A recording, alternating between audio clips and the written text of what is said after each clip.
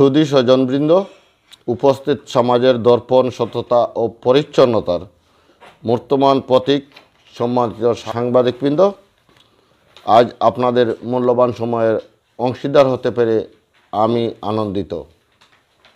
আপনাদের সবাইকে আন্তরিক অভিনন্দন ও শুভেচ্ছা জ্ঞাপন করছি। সুপ্রিয় সাংবাদিক বন্ধুগণ, আপনারা ইতিমধ্যে অবগত হয়েছেন আসন্ন চতুর্থ ধাপের ইউনিয়ন পরিষদ নির্বাচন আগামী 26 ডিসেম্বর 2021 ইংরেজি অনুষ্ঠানের জন্য নির্বাচন কমিশন নির্ধারণ করেছেন।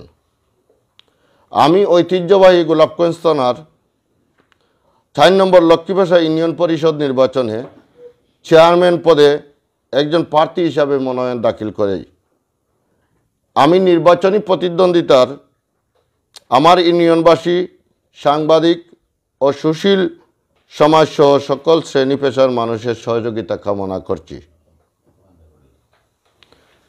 বিগত দিনে আপনারা আমাকে যেভাবে সাহায্য ও সহযোগিতার হাত প্রসারিত করেছেন, এবারও ঠিক তেমনইভাবে ধারাবাহিকতা অব্যাহত রাখার জোর অনুরোধ জানাচ্ছি।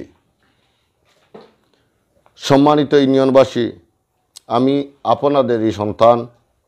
আপনারা জানেন আমি 2003 সালে এমনই এক উৎসবমুখর পরিবেশে স্থানীয় ইউনিয়ন পরিষদ নির্বাচনে চেয়ারম্যান প্রার্থী হয়, কিন্তু এক অশুভ শক্তির কাছে আমি ধরাশায়ী হই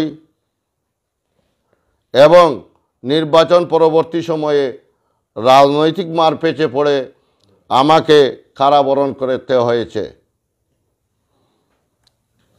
তারপর শত প্রতিবন্ধকতা উপেক্ষা করে একাধিকবার জনতার প্রতিনিধি হয়ে নিজেকে জনকল্যাণে আত্মনিয়োগ করার প্রত্যয়ে নির্বাচনে এসেছি।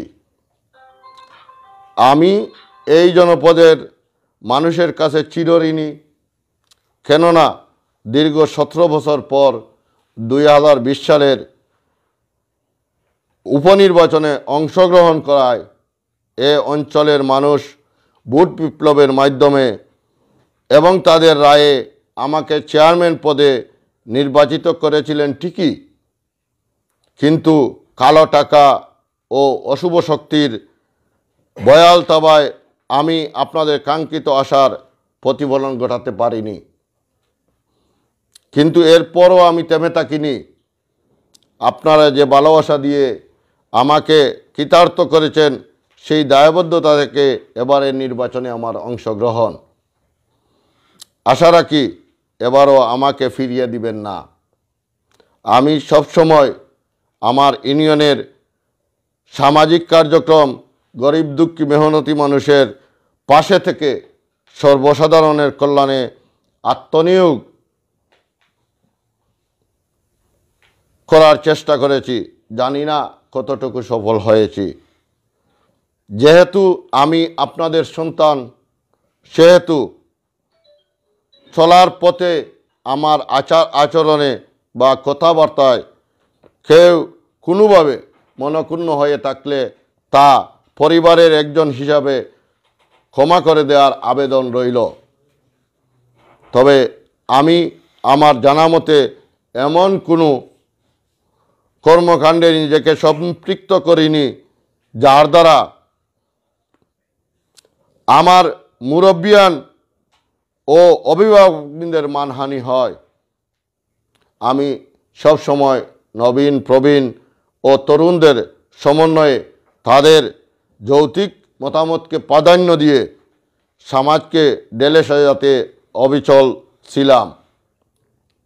আমি চেষ্টা করেছি সবসময় আপনাদের পাশে থাকার। ফলস্বরূপ বিগত উপনির্বাচনে যে ভালোবাসার বহিঃপ্রকাশ দেখিয়েছেন তা আমৃত্যু স্মরণীয় হয়ে থাকবে। আমি আপনাদের পাশে ছিলাম, পাশে আছি, পাশে থাকবো ইনশাআল্লাহ। সম্মানিত ইউনিয়নবাসী, দীর্ঘদিনের লালিত স্বপ্ন নিয়ে আমি নির্বাচনে আপনাদের দুয়া, আশীর্বাদ, সমর্থন ও সহযোগিতা কামনায় চেয়ারম্যান প্রার্থী হয়েছি।